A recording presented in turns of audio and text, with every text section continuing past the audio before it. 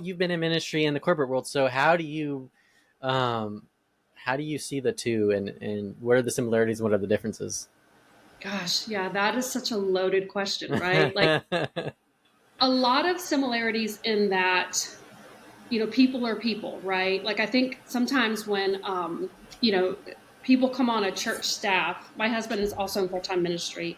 And when we were working together, new staff members would come on and they'd be, bright-eyed and bushy-tailed and have Mm, all of this excitement about working on a church staff. And we would pull them aside and said, hey, if you want to make it in church world, then you got to deal with offense in your heart because you're still working with humans. Like just because those humans are of Christian faith doesn't mean they're, always going to do the right thing, say the right thing. And you're not always going to do the right thing and say the right thing. So, yeah, kind of helping new staff members kind of temper that expectation. But from a similarity standpoint, I mean, there's a lot. Like you work hard, you work long hours.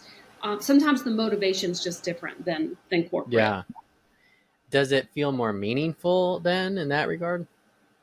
And is that meaning actually real, or is it just what we tell ourselves? Yes, and so when I worked in full time ministry, I really felt like ministry was in the four walls.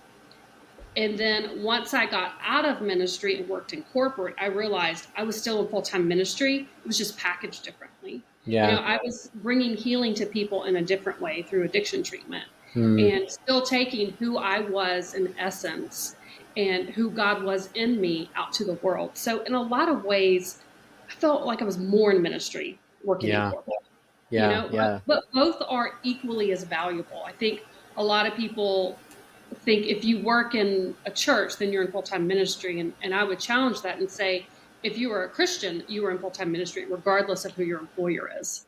Yeah. And I agree with that. And I think Yeah. sometimes people have this call to ministry in a general, universal sense. And I think my general recommendation to them is to minister. One, God might be trying to minister to us. Yeah. Two, he might be asking us to minister to others that are around us. It may not necessarily have to be a formal thing.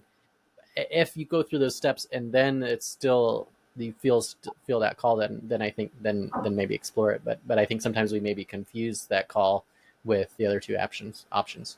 Yeah. I mean, like my husband, for example, he has been in full time ministry for, I don't know, maybe 17 years or something. He is called to the full time ministry. What he Mm-hmm. does, the gifts he brings, and it's a perfect fit for him. And it was a perfect fit for me for so many years. But just because you're called to it doesn't mean God can't change his mind or Yeah, change your plan or, just being open and listening to what he has for you in that season, I think is super important. yeah, and letting those prepare us for the other seasons Yeah. that are ahead.